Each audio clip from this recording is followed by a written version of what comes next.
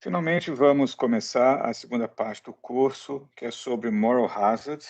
O problema de seleção adversa, o principal enfrenta uma informação assimétrica quanto a algum parâmetro, ou de preferência ou de tecnologia do agente. Já no problema de Moral Hazard, o agente pode exercer uma ação, ele pode se esforçar ou não, mas o principal não consegue observar como o agente está se comportando. Um exemplo de moral hazard é quando o indivíduo compra um seguro de carro. Se o seguro for mal desenhado, por exemplo, o seguro está dizendo lá, olha, se você bater o carro, a gente dá um carro zero. E ele paga pelo valor do seguro no ano um valor pequeno, sei lá, tipo R$ 80. Se bater o carro, o cara ganha um carro zero, né? Não tem incentivo para dirigir com cuidado. É um contrato mal desenhado. Isso é um problema de moral hazard. É uma ação oculta que não é observada pelo principal, uma ação do agente. Mas o principal pode basear a sua decisão, e, portanto, basear o seu contrato, em alguma variável que seja observável e que tenha correlação com a ação exercida pelo agente. A gente começa, então, dizendo que o agente pode exercer dois níveis de esforço: o esforço alto ou o esforço baixo. Quando o agente exerce esforço, ele tem uma desutilidade, que é psi. Se ele não exerce esforço, a desutilidade do esforço é zero, trivialmente. Para caracterizar, então, a utilidade do agente, ela vai depender do pagamento recebido, mas também depende do nível de esforço. O agente atribui uma utilidade ao pagamento recebido e tem a desutilidade do esforço. As hipóteses sobre a função o minúsculo são usuais. A gente vai supor que a função é crescente e é côncava. Então, a utilidade marginal é positiva, ela é decrescente, e vamos supor também que o de zero é zero. Portanto, como é que fica a função de utilidade do agente? Se o agente não exerce esforço, então a utilidade dele é só a utilidade sobre a transferência. Vejam que eu estou usando utilidade, é a mesma palavra com dois sentidos diferentes. Uma palavra equívoca. Tem a utilidade que é o minúsculo, que é a utilidade sobre a transferência, e tem a utilidade geral. Mas subentende-se o contexto aí. Se o agente exerce o esforço, então ele tem a utilidade da transferência, porém sofre a desutilidade do esforço. Quando eu mencionei que o principal pode contingenciar o pagamento feito a uma variável observada, essa variável observada é o produto que o agente vai produzir. O produto é uma variável aleatória, QTIL, que pode assumir dois valores diferentes. Pode assumir um valor baixo ou pode assumir um valor alto, evidentemente com as condições que uma seja maior do que a outra e ambas positivas. A gente vai chamar de ΔQ como a diferença entre o produto alto e o produto baixo. Isso vai ser positivo. Para deixar de uma maneira mais elegante, a gente inverteu a posição relativa das quantidades e colocamos Q barra em cima, e Q barra embaixo, embaixo. A probabilidade de sucesso, que é o produto alto, é π, e de insucesso, que é o produto baixo, é 1 menos π. Essa distribuição de probabilidade vai depender do nível de esforço do agente. Então, se o agente exerce esforço alto, a probabilidade de sucesso aumenta. Se ele exerce esforço baixo, a probabilidade de sucesso é mais baixa. Então, esse é o canal que vai conectar a ação oculta do agente com a variável observada, que é o nível de produto. A gente vai fazer, então, algumas hipóteses aqui. A probabilidade de sucesso, dado que o esforço é baixo, é π0. De insucesso, evidentemente, é 1 menos π0. E se o esforço é alto, a probabilidade de sucesso é π1 e de insucesso é 1 menos π1. O segredo é você supor que quando o esforço é alto, a probabilidade de sucesso é maior do que a probabilidade de sucesso quando o esforço é baixo. Então, exercer o esforço alto aumenta a probabilidade de sucesso.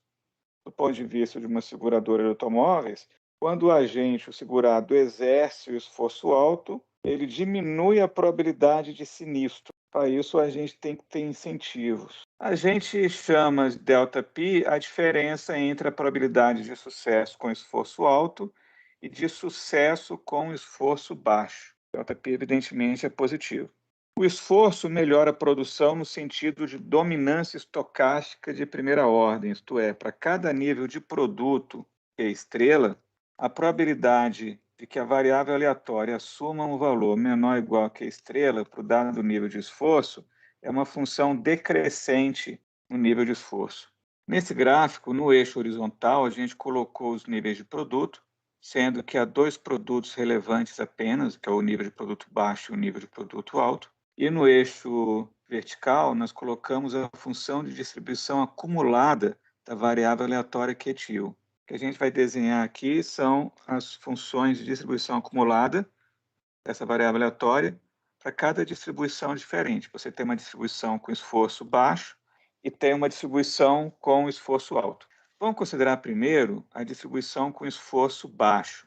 Se o agente exerce o esforço baixo, a distribuição de probabilidade da variável aleatória QTIL é π0 ou menos π0. Portanto, vai ter um produto baixo com probabilidade de 1 menos π0 e um produto alto, que é o sucesso, com probabilidade π0. Por exemplo, o produto baixo é 10 e o produto alto é 15. Se você fixa um valor que é inferior ao que é barra embaixo, que no caso é 10, qual é a probabilidade dessa variável aleatória assumir um valor menor do que um número que é menor que 10? É zero. Então, para qualquer ponto Q antes do que barra embaixo, o valor da distribuição acumulada é zero. Logo, a gente pode desenhar o gráfico da função, ele vem aqui no zero. Chegou no que barra embaixo, o que vai acontecer? No valor que é barra embaixo, a distribuição acumulada vai assumir um valor que é 1 menos π0. Então, quando chega aqui, tem um buraco aberto e assume um valor que é 1 menos π0.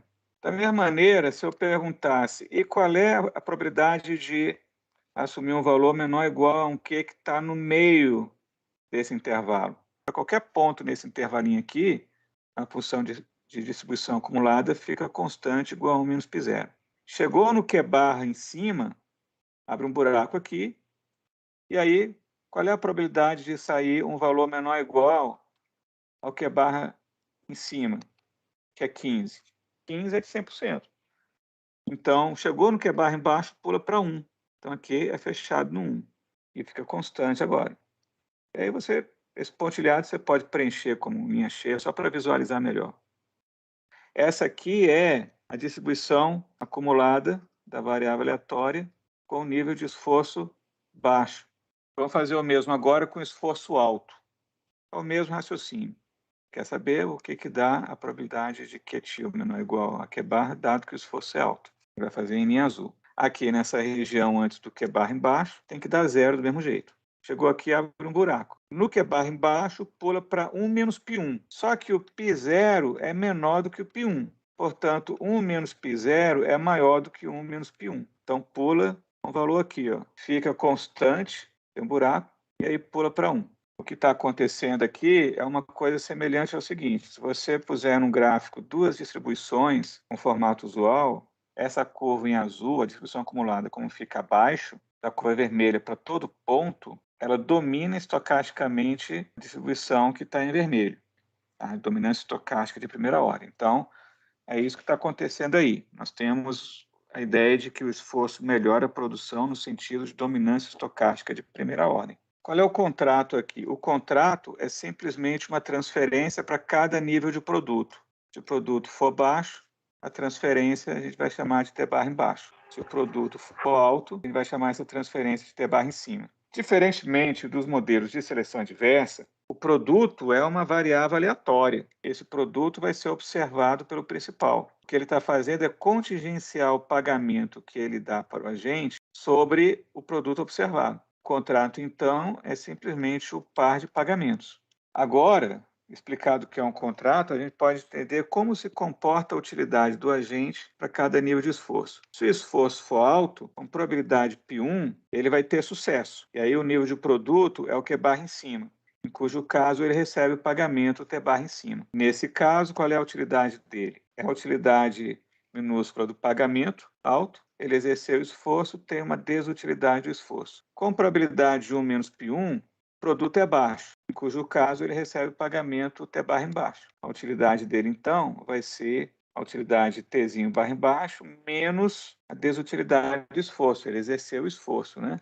Por outro lado, se ele não exercer o esforço, a probabilidade de sucesso é π0. Sucesso significa produto alto, cujo caso ele recebe o pagamento T barra em cima. A utilidade, portanto, vai ser uzinho de T barra em cima, sem desutilidade do esforço. Com probabilidade 1 menos π0, o produto é baixo, em cujo caso ele recebe pagamento T barra embaixo. A utilidade dele, portanto, vai ser o valor que ele atribui ao pagamento baixo. Temos aí, então, o comportamento da utilidade do agente para cada nível de esforço com relação ao contrato. Vamos estudar agora o principal. Vamos supor que o principal tem uma função benefício sobre o produto. E vamos supor as hipóteses usuais sobre o benefício. O benefício marginal é positivo, é decrescente. E, mais uma vez, vamos normalizar S de 0 é 0. Como é que seria o lucro esperado do principal? Você quer colocar a distribuição de probabilidade com esforço alto. Então, o benefício esperado do principal vai ser dado por essa esperança matemática aí, com a distribuição de probabilidade proveniente do esforço alto. Π1 é π1 menos π0 mais π0, ou seja, é delta π, que é positivo, mais π0. O menos π1 é 1 menos, parênteses, delta π mais π0. No lugar de π1, você vai colocar delta π mais π0, vezes S de Q barra em cima, mais 1 menos π0, menos delta π, vezes S de Q barra embaixo. Isso aqui vai ficar igual a... Está aqui. A gente pode colocar em evidência delta π. Aqui a gente vai ter o produto alto, né, o benefício desse produto alto, menos o benefício do produto baixo. E o que sobrou? Sobrou o benefício esperado do principal quando o esforço é baixo. Observemos que a função benefício ela é crescente. Como o produto que é barra embaixo é menor do que o que é barra em cima, então o S de que é barra embaixo tem que ser menor do que o S de que é barra em cima. Portanto, essa diferença aqui ela é positiva. O delta π é positivo. Logo, o benefício esperado do principal quando a gente exerce o esforço, que é justamente essa expressão que está aqui, ó, é maior do que o benefício esperado quando a gente não exerce o esforço. Em outras palavras, o principal sempre prefere que o agente exerça o esforço alto. No problema de moral hazard, o principal não consegue observar diretamente o nível de esforço exercido pelo agente. Ele observa apenas o nível de produto, que é uma variável aleatória correlacionada com o esforço, como a gente viu. Se o agente exerce o esforço baixo, então a utilidade esperada do principal vai ser o seguinte, vamos chamar de V0. A distribuição de probabilidade é π0 ou menos π0. Então, vai ter sucesso com probabilidade π0. Sucesso significa produto alto. Ele tem esse benefício. Mas ele tem que pagar uma transferência T barra em cima, que foi sucesso. E com a probabilidade 1 menos π0, ele tem um insucesso, é o produto baixo. Ele pega esse produto, vende, tem um benefício, uma receita, por exemplo. Mas ele tem que pagar o agente que foi contratado. Se o agente exerce esforço alto, o lucro esperado do principal, que a gente vai chamar de V1, vai ser a mesma coisa, só que trocando π0 por π1. Já descrevemos, então, a utilidade do agente com relação ao contrato para cada nível de esforço e também a utilidade do principal com relação ao contrato para cada nível de esforço do agente. Estamos juntando as peças aí. A linha de tempo do modelo é essa que está na tela. Inicialmente, o principal oferece um contrato, que é um par de transferências, dizendo o seguinte, olha, se o produto for baixo, pago tanto, se for alto, pago tanto. Depois o agente aceita ou rejeita. Depois a gente exerce o esforço, pode exercer o esforço alto ou o esforço baixo. E aí o produto aleatório é realizado. Por fim, o contrato é executado. Explicada a linha de tempo, vamos ver agora como seria uma restrição de incentivo para o agente. Se ele exercer o esforço alto, a probabilidade de sucesso é π1, e aí ele vai ter uma utilidade com a transferência boa, né, porque teve sucesso, dado que ele exerceu o esforço alto, e com a probabilidade de 1 menos π1, tem insucesso. Ele recebe uma transferência ruim, T barra embaixo, dado que exerceu o esforço. Então, você tem uma utilidade que é U de T barra embaixo. Isso tem que ser maior ou igual a zero, é quando ele não exerce o esforço, e aí multiplica a utilidade dele. Se tiver sucesso, dado que ele não exerceu o esforço, tem essa utilidade, e com a probabilidade de 1 menos π0, ele tem insucesso e ele não exerceu esforço. Nós calculamos essas utilidades lá em cima. Elas estão aqui.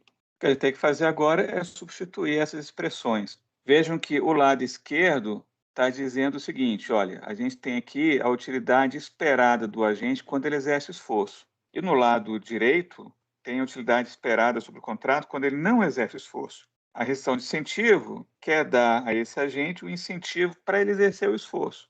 Por isso, essa desigualdade. As utilidades estão aqui calculadas. Substituindo, o que isso vai dar? No lado esquerdo, a gente tem isso aqui. Isso aqui nada mais é do que essa expressão, portanto, ela descreve o payoff esperado do agente quando ele exerce esforço alto. No lado direito da desigualdade, então temos essa expressão. Portanto, como fica a restrição de incentivo do agente? Fica essa desigualdade que está aqui na tela, ó, que é o que nós chamamos a condição de compatibilidade de incentivo. Exercer o esforço alto tem que ser melhor para o agente do que não exercer, pelo menos no sentido fraco. A restrição de participação, por sua vez, é dizer que a utilidade esperada do agente quando ele exerce o esforço é maior ou igual ao valor da opção externa, que a gente normaliza como sendo zero. Quando o contrato T barra em cima, T barra embaixo satisfaz essas duas condições, a gente diz que ele é factível com incentivos. Vamos chamar de S barra em cima benefício do principal quando o produto é alto e S barra embaixo benefício do principal quando o produto é baixo. Chegamos finalmente à formulação do problema básico de moral hazard. O problema é maximizar o lucro esperado do principal, que é o benefício menos o custo é a transferência feita, o pagamento realizado para o agente, em cada estado da natureza, com a distribuição de probabilidade π1 ou menos π1, que é aquela quando o esforço é alto. Sujeito à restrição de incentivo para o agente, que diz que o payoff do agente, no sentido esperado, quando ele exerce o esforço, é maior ou igual ao seu payoff esperado quando ele não exerce o esforço. E a restrição de participação, que diz que o payoff esperado quando ele exerce o esforço é maior ou igual a zero. Temos uma restrição de incentivo e uma restrição de participação. Essa já é uma diferença crucial com relação ao modelo de seleção diversa, em que você tem informação assimétrica sobre o tipo do agente e você pode contingenciar as restrições de incentivo de participação ao tipo. Aqui não tem isso. Tem que tomar em valor esperado. Porque o produto é uma variável aleatória tanto do ponto de vista do agente quanto do ponto de vista do principal. Por isso que está todo mundo tomando aí payoff no sentido von Neumann-Morgenstern. O problema básico, então, de moral hazard é esse daí. Observemos apenas que os níveis de produto, que é barra em cima e que é barra embaixo, não são variáveis de escolha. Quem escolhe esses produtos é a natureza. Portanto, o S barra em cima e S barra embaixo, do ponto de vista do principal, funcionam como se fossem constantes nessa maximização. Ele só tem controle sobre as transferências que ele pode escolher, que é o contrato, T barra em cima, T barra embaixo.